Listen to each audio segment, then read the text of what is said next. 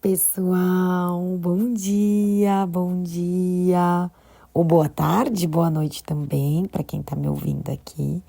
Não sei qual que é o horário, mas eu espero que você esteja presente, atenta e consciente aqui hoje comigo. Hoje eu vou pedir para você trazer papel e caneta, abrir o seu coração para anotar muitas coisas que vão aparecer hoje aqui. Eu estava, antes de trazer um resumo aqui para vocês, eu sempre faço algumas anotações, né, e vou escrevendo, e eu percebo quão é importante a gente ter esse caderninho aqui do lado, para que a gente possa ir anotando tudo que vai vibrando no nosso coração. Aqui embaixo também nesse vídeo você pode colocar aqui nos comentários as suas dúvidas, o seu partilhar. Se você ainda não segue aqui no canal, começa a seguir para você poder receber as notificações e a gente ficar mais juntinho e fazer a nossa comunidade crescer. Essa comunidade vai fazer a gente aprender cada vez mais, dar esse mergulho para dentro e unindo a espiritualidade, a Bíblia, Jesus, a ciência, o autoconhecimento, para a gente expandir e despertar a nossa consciência cada vez mais. Hoje eu tô um pouquinho rouca, né, gente? Porque é muitas coisas aqui, é muitas gravações, eu tô fazendo várias coisas. Mas eu acredito que eu vou conseguir chegar até o final desse vídeo, desse podcast aqui para vocês. Vamos lá. Hoje nós estamos no 34º dia, dia 34. E o tema é Pensando como Servo. Meu servo Caleb pensa diferente e me segue de forma íntegra. Números 14 e 24. Pensem de vocês mesmos, tal como Cristo Jesus pensava de si mesmo. Filipenses 2:5. Olha que interessante, gente.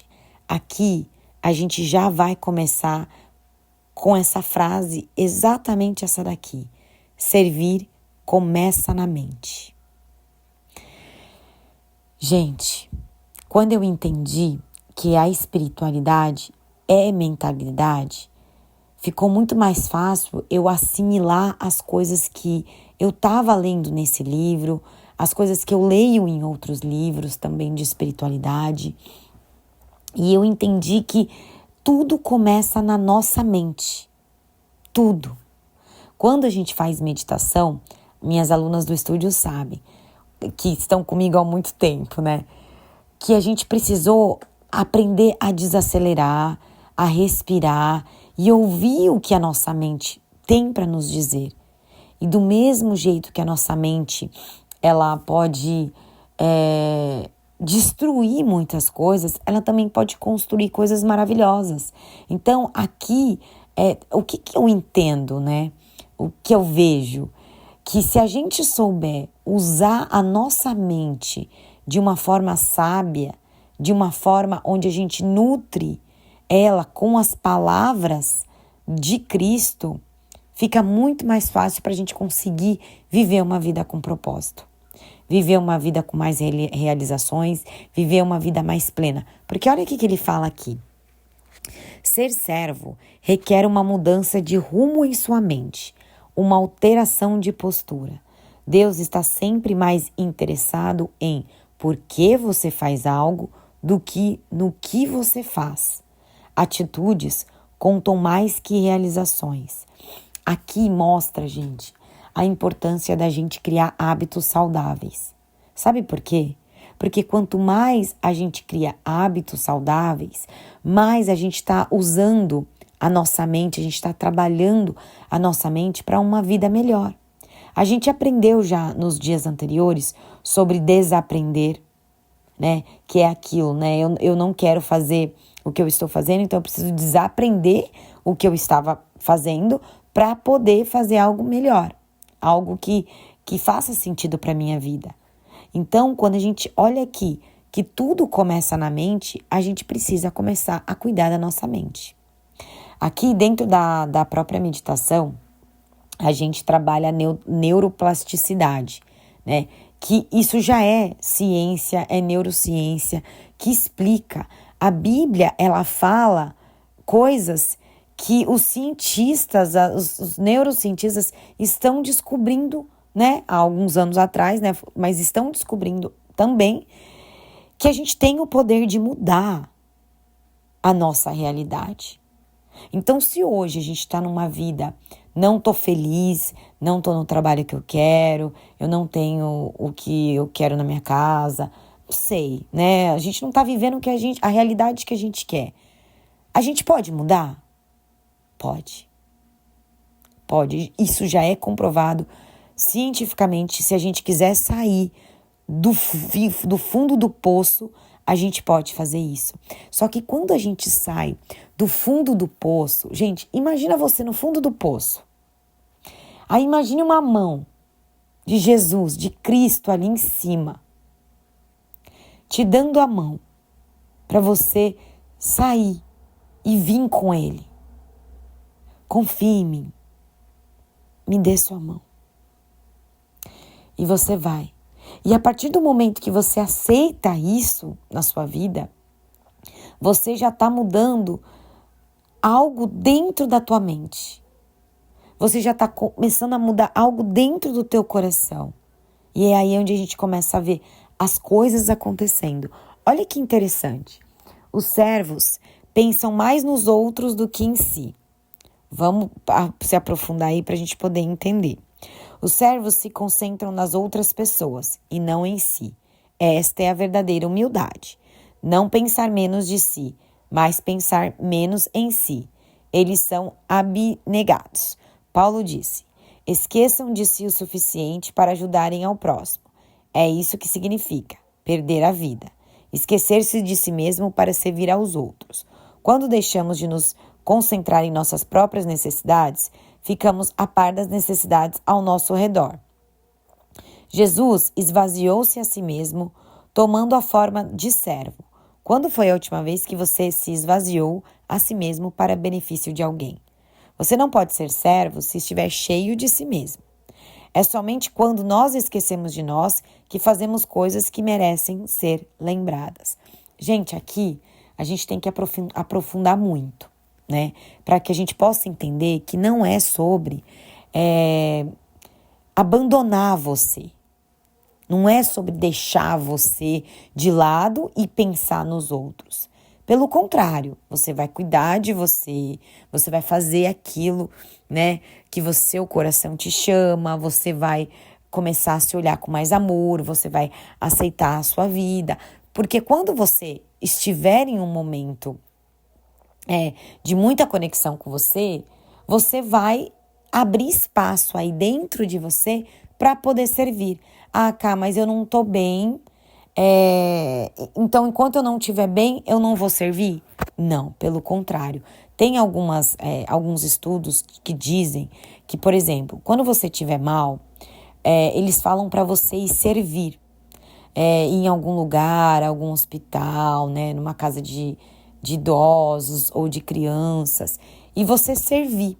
Por quê? Porque quando você você não está bem, mas você vai servir alguém, dentro de você floresce algo. Dentro de você é como se nascesse alguma coisa, né? Então os estudos já provaram que isso muda algo dentro de nós. Então percebe que não é aquilo, desculpa, eu vou me deixar de lado porque eu vou servir os outros. Não, pelo contrário. Quando a gente serve, automaticamente a gente está também cuidando da gente. Então não espere estar no momento perfeito. Eu estou curada, agora eu posso ir ajudar as outras. Não. Quando eu sirvo outra pessoa, quando eu ajudo as outras pessoas, você também está se curando. Uma parte de você se cura. E eu vou contar, gente, quando eu comecei a trabalhar com a terapia, eu nunca me senti pronta, né? Nunca me senti pronta. Não, eu ainda tenho partes de mim que eu preciso curar. Como que eu vou ajudar alguém se dentro de mim não tá bem? Quando eu começava, atender. Porque, queira ou não, quando a gente tá, né? Quando a gente se torna terapeuta, as pessoas chegam até a gente. É um chamado, não tem o que fazer. Você vai divulgando o seu trabalho, as pessoas vão chegando. Quando eu atendia e a pessoa começava a contar, eu começava a agradecer internamente dentro de mim por essa pessoa ter chegado na minha vida. Porque ao mesmo tempo que eu guiava ela no processo de cura, eu também estava sendo curada. Então, quando a gente serve, a gente se cura também. Olha que interessante aqui, ó. Os servos pensam como administradores, não como donos. Os servos se lembram de Deus, de que Deus é o dono de tudo. Gente, olha que interessante. Olha que interessante. Aqui a gente percebe que existe uma criação, um criador de tudo que é, um Deus. E ele tá aqui com a gente. Então, olha isso, os servos pensam como administradores, não como donos, porque eles sabem que existe algo maior, que nós estamos sendo somente um canal. Né? Quando as pessoas me agradecem, Camila, gratidão pelo seu servir, Camila, gratidão pelo que você fez na minha vida, não fui eu. Não fui eu. Eu fui só um canal. E a tua fé inabalável também, que está te curando, que está aí movimentando a sua vida. Olha aqui. Como você está lidando com os recursos que Deus lhe confiou? Para tornar-se um verdadeiro servo, você terá de resolver a questão do dinheiro na sua vida. Jesus disse: nenhum servo pode servir a dois senhores. Vocês não podem servir a Deus e o dinheiro. Ele não disse: vocês não devem, mas vocês não podem. É impossível. Viver para o ministério é viver para o dinheiro. São objetivos que se excluem mutuamente. Qual deles você escolhe? Se você for servo de Deus, não pode fazer um bico por sua conta. Todo o seu tempo pertence a Deus. Ele exige lealdade exclusiva e não fidelidade de meio expediente. E o dinheiro que tem o maior potencial para substituir Deus na nossa vida. Mas pessoas são desviadas do servir de Deus pelo materialismo, do que por qualquer outra coisa. Olha aqui. Aqui a gente entende, né? O meu servir, existe uma troca, né? Financeiro ou algum, enfim, precisa existir uma troca no nosso servir, né? Até mesmo um abraço, uma gratidão, qualquer coisa. Só que aqui ele pontuou o dinheiro. Então a gente vai trazer um pouquinho esse olhar do dinheiro. Porque assim, o que acontece? Gente, eu ouvia muito na minha infância que o dinheiro destruía a família, que o dinheiro destruía lares, que o dinheiro era do mal, que, enfim, eu escutei muita coisa ruim do dinheiro, né? Então, quando eu comecei a trabalhar, nunca ficava o dinheiro em mim. Eu trabalhava para pagar conta, era uma sobrevivência. Eu fazia uma troca do meu trabalho, né, falando da minha profissão, como hoteleira, agora quando eu trabalhava nos hotéis, enfim. Eu recebia e meu dinheiro era para sobreviver. Eu não entendia por que não ficava. Até que eu fui entender, quando eu fui entender o autoconhecimento, entender as minhas crenças, né, o que me limitava, o que estava me bloqueando, eu entendi que eu carregava que o dinheiro era do mal. Então, se eu acredito que o dinheiro é do mal, que o dinheiro destrói família, eu não vou querer ter o dinheiro. Porque eu não quero viver mal, eu não quero destruir minha família, então eu me afastava daquilo. Então, quando eu comecei a trabalhar com as terapias, e era o meu servir, eu tinha medo de cobrar. Principalmente porque a gente tem aquilo, né? É terapia, é o reiki, é amor incondicional. Não, e se isso vem da fonte criadora de tudo que é, se é amor, se Jesus ensinou a gente a amar, por que a gente está cobrando? Né? Aí aqui ele fala que a gente tem que servir a Deus, né? Nenhum servo pode servir a dois senhores. Vocês não podem servir a Deus e ao dinheiro. Aqui é totalmente diferente, gente. Aí a gente entende sobre ganância, sobre o materialismo, porque o dinheiro, ele não é do mal. O dinheiro, ele traz segurança, o dinheiro, ele traz, queira ou não, felicidade, ele traz esse suporte para a nossa vida. Porque se a gente não tiver, o que vai acontecer? Né? A gente precisa do dinheiro, mas a gente tem que entender que a gente não serve o dinheiro. A gente serve a Deus. A gente faz com a nossa alma, a gente trabalha honestamente. Olha os 5 princípios do Reiki. Trabalhar honestamente, um dos princípios. Quando a gente trabalha com nossa verdade, com nosso coração, a gente faz a nossa entrega, a gente coloca Deus no nosso trabalho, em tudo que a gente faz, a gente não está servindo ao dinheiro. O dinheiro é uma consequência, é uma troca. E começar a ter essa consciência, a gente começa a entender, será que eu sobrevivi? Por isso que o dinheiro não parava na minha mão? Será que eu tenho alguma crença que me limita?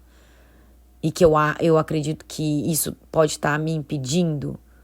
Porque quando a gente começa a limpar isso e entender que o meu servir é do meu coração, da minha alma, para Deus, porque eu sou esse canal, a gente começa a atrair. Aí entra, né, lei da atração, a gente vai entrando em outros temas que eu não vou focar aqui, senão a gente vai expandir muito. Mas aqui ele pontuou isso, então eu quis trazer essa observação para vocês. Olha aqui. A Bíblia é extremamente clara. Deus usa o dinheiro para saber se você é um servo fiel. Foi por isso que Jesus falou mais sobre dinheiro do que sobre o céu ou o inferno. Ele disse, assim, se vocês não forem dignos de confiança em lidar com as riquezas deste mundo ímpio, quem lhes confiará as verdadeiras riquezas? A forma de você gerenciar seu dinheiro afeta a quantidade de bênçãos que Deus derrama sobre a vida. Gente, isso aqui é muito poderoso. Sabe por quê? Tem uma frase que um amigo do meu irmão uma vez comentou, e ele falou assim, coloque dinheiro na minha mão para saber quem eu sou. Coloque. Aí eu vou descobrir se eu sou uma pessoa boa, se eu sou uma pessoa gananciosa, se eu sou uma pessoa como que eu sou. Percebe? E aqui, ó, vamos ver aqui. Olha que interessante aqui, ó. Servos pensam no seu trabalho e não no que os outros estão fazendo.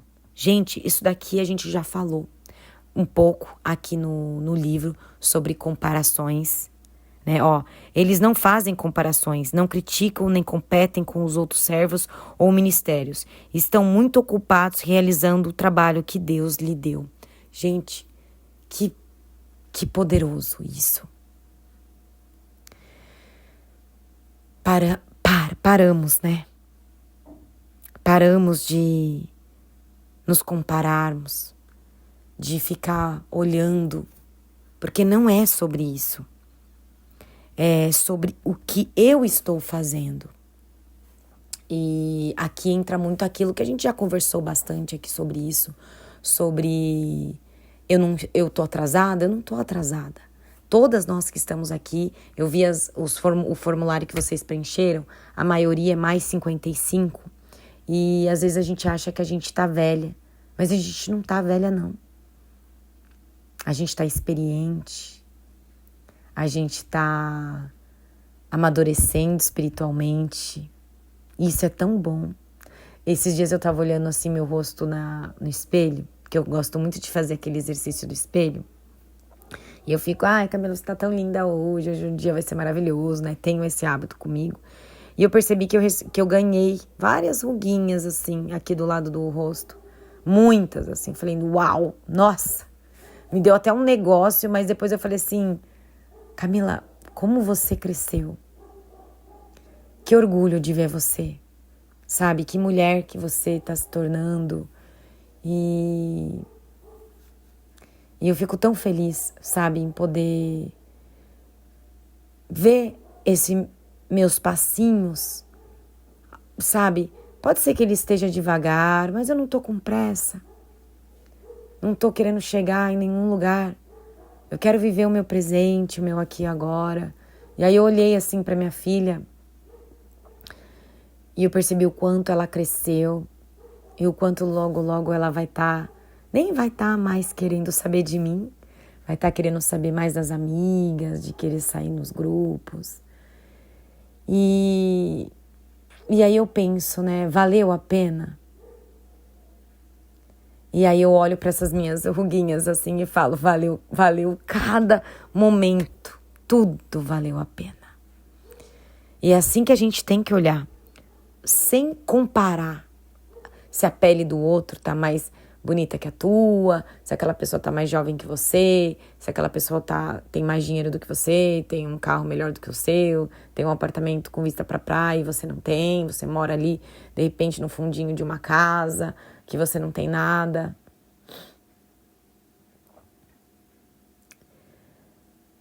Sem comparações. Olha aqui. Não vamos nos comparar uns com os outros, como se um fosse melhor e o outro pior. Temos coisas muito mais interessantes para fazer com a nossa vida. Cada um de nós é um ser original. Olha aqui. Não é nossa função avaliar os outros servos do mestre. Não.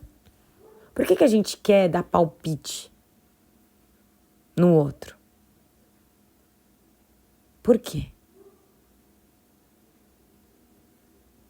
Olha aqui.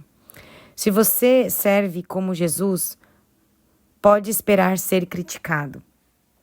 Aqui é muito interessante, né? Eu vejo eu conto muito a minha experiência, assim, da internet mesmo, que eu comecei do zero, fiz uma transição de carreira, né? E eu fui muito assim, já recebi muitos comentários, muitas mensagens, não vou falar me criticando, me julgando, mas mensagens que me fizeram olhar de uma forma diferente.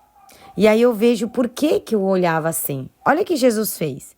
Maria tomou a coisa mais valiosa que possuía, um perfume caro, e derramou sobre Jesus. Seu generoso serviço foi chamado desperdício pelos discípulos, mas Jesus o chamou significativo. E isso é tudo que importa. Seu serviço para Cristo nunca será um desperdício, não importa o que os outros digam. Olha isso. Aí eu vejo todo comentário, porque a gente tem aqueles comentários, haters na internet, pessoas, né, que mandam mensagens. Para mim aquilo é muito significativo. Porque eu aprendo a saber lidar com o que eu estou sentindo e como eu vou reagir. Porque aqui mexe exatamente sobre isso. Olha aqui, os servos baseiam sua identidade em Cristo. Por se lembrarem de que são amados e aceitos pela graça, não têm de provar o seu valor. Eles aceitam de bom grado trabalhos que pessoas inseguras considerariam abaixo delas. Olha isso. Olha isso. O que ele quer dizer aqui? Que, às vezes, a gente vai receber comentários, pessoas falando, né? E se você tiver ali, na palavra, com o entendimento que Jesus quer passar pra gente, o que vai acontecer? Você não vai se sentir insegura. Você não vai se sentir pequena. Você simplesmente vai seguir. Porque aqui, eu não sei essa história, tá? Mas aqui ele fala assim, ó, que é um dos exemplos mais profundos, um dos mais profundos exemplos de serviço realizado a partir de autoestima segura. É isso que eu tô te falando, é autoestima segura, porque se você está bem com você, nada vai te abalar. Olha o que aconteceu. Foi a lavagem dos pés dos discípulos realizada por Jesus. Lavar os pés era equivalente a ser engraxate, função desprovida de status. Mas Jesus sabia quem era. Então a tarefa não ameaçou sua autoestima. A Bíblia diz: Jesus sabia que o Pai havia colocado todas as coisas debaixo do seu poder e que viera de Deus. Percebe? Olha isso, gente. Olha isso. Jesus sabia quem era. Quando alguém te colocar para baixo, quando alguém te mandar uma mensagem, quando alguém te fazer alguma coisa que você se sente mal, o que você precisa saber? Quem é você?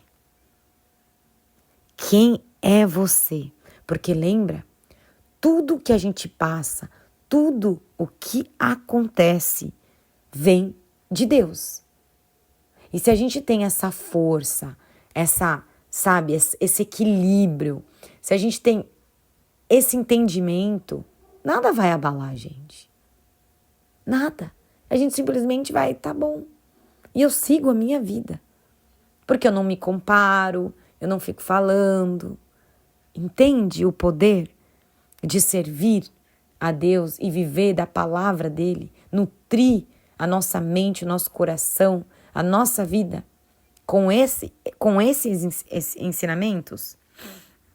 Olha aqui, se você quer ser servo, deve depositar sua identidade em Cristo. Somente pessoas seguras de si podem servir. Pessoas inseguras estão sempre preocupadas com a aparência perante os outros. Elas temem a exposição de suas fraquezas e se escondem sobre camadas de orgulho e pretensão. Quanto mais você for inseguro, mais irá querer que as pessoas o sirvam e mais necessitará da aprovação delas. Gente, eu acho que fecho o dia com chave de ouro aqui, mostrando que, de repente, a sua debilidade, eu não sei a palavra que eu posso usar, seja começar a se sentir mais segura de si, mais segura de quem você é. E aí eu vou dar o exemplo, né? Que eu cortei o meu cabelo, né? E fiz o que eu descobri que eu sou ondulada e tô com o cabelo, né, um pouco mais cheio, não quero usar mais chapinha, mais secador. E aí a cabeleireira falou pra mim, eu não sei se eu cheguei a comentar com vocês aqui num dia desses, ou se foi lá no Instagram, mas a cabeleireira falou pra mim, ela falou assim, olha, o mais desafiador pra você vai ser aceitar que você tem frizz. Você tem frizz no cabelo. Uma ondulada nunca vai deixar de ter frizz. Vai ter que passar mousse, gelatina, creme, e o frizz vai continuar. Quando você aceitar que você é uma ondulada com frizz, aí sim você não vai se sentir... ai, olha o cabelo da outra, tá mais bonito que o meu. Ai, olha, eu não tô conseguindo... Olha, essa foto ficou horrível, ficou cabelinho pra cima. É sobre... Percebe o que o livro, que hoje ele trouxe pra gente? Trouxe até essa autoconfiança de nós. Pra gente poder servir. Pra gente poder se conhecer mais. Pra gente poder ser a gente do jeito que a gente é. Sem rótulo, sem esperar que o outro nunca vai assistir. Gente, não vai. Porque se eu faço assim, tinha que ter feito assim. Se eu era assim, eu preferia ter sido assim. Se eu faço isso, o outro falou que era aquilo. Sempre vai ter alguém. E o mais importante é o que você quer. O que você sente aí. E outra coisa, só para compartilhar, para finalizar aqui o dia de hoje. A minha irmã uma vez falou assim pra mim, a gente sempre tem a mania, né, de falar, o que você acha desse brinco, o que você acha dessa blusa? A gente sempre pede a opinião pro outro, pra algo que só você sabe se você vai ficar confortável de usar isso. Né? A gente tava até brincando esses dias sobre isso, porque ela perguntou, e aí eu dei a minha opinião, aí ela falou, não, vou com o outro. Aí a gente brincou, então por que você perguntou, né? Se ela já sabia qual que ela ia usar. Porque a nossa opinião não vai importar. Mas ela quer perguntar. Né? Percebe? Olha que interessante. E o que só pontuar isso para você ver a importância de o que a gente decide tem mais valor. O que o outro fala é o ponto de vista dele. Sempre. E para finalizar aqui, os servos não precisam cobrir as paredes com placas e prêmios para confirmar seu valor. Eles não insistem em ser tratados por títulos nem se envolvem em mantos de superioridade. Os servos consideram irrelevantes os símbolos de status e não medem o próprio valor pelas realizações. Gente, aqui eu trago muito a parte dos nossos certificados, de quem nós fomos, estudamos, das plaquinhas de YouTube, quantidade de visualizações, de seguidores e de plaquinhas. O que adianta você ter uma plaquinha que você ganhou seus 500 milhões? Se que você tem isso, e como que você tá por dentro? Como? Porque você pode estar com seus 500 milhões de visualizações, de seguidores, de dinheiro na conta e também estar servindo a Deus. Mas não é isso que Deus está esperando. E você não vai chegar lá e ele vai falar, deixa eu ver quantos seguidores você tinha. Deixa eu ver o seu certificado que você estudou. Deixa eu ver. Ele não vai querer saber. Não vai querer saber. Mas ele vai querer saber ele vai querer sentir o seu coração, ele vai querer saber do seu coração. Na verdade, ele já sabe do seu coração e é isso que é o mais importante. Isso que é o mais importante. Bom, para finalizar aqui, servos consideram o ministério uma oportunidade, não uma obrigação. Servir, gente, é uma oportunidade para a gente poder crescer, amadurecer. Não é uma obrigação. A gente não precisa fazer isso obrigados a nada. Ninguém vai me prender e falar, olha, Camila, você precisa fazer isso. Não. Isso daqui vem da nossa alma, do nosso chamado, da nossa alma. Então, assim, é uma oportunidade. Se tiver alguma oportunidade de você servir de alguma forma, faça isso com o teu coração, aproveita isso. Porque isso vai mudar a sua vida, vai mudar a forma de você pensar, de você mudar as coisas que estão acontecendo na sua vida e você quer algo diferente. Então, esse é um chamado, tá bom? Fica aqui nossa leitura de hoje, nossa reflexão de hoje. E eu espero que o seu coraçãozinho aí tenha refletido aí em algo, que você tenha notado o que foi importante, o que não foi, de crenças. Hoje tiveram muitos assuntos, muitas coisas aqui, mas foi uma honra poder partilhar com vocês também um pouquinho da minha história, trazendo, né, dentro desse livro muitas coisas que eu passo na minha vida. Eu tenho certeza que vocês também passam por muitas coisas. E compartilha comigo aqui, compartilha esse vídeo com alguém que você ama muito, para que faça parte dos nossos projetos de leitura que vai acontecer todo mês. Então, não todo mês, né? Porque são 40 dias, então a gente vai ficar sempre um pouquinho a mais do mês.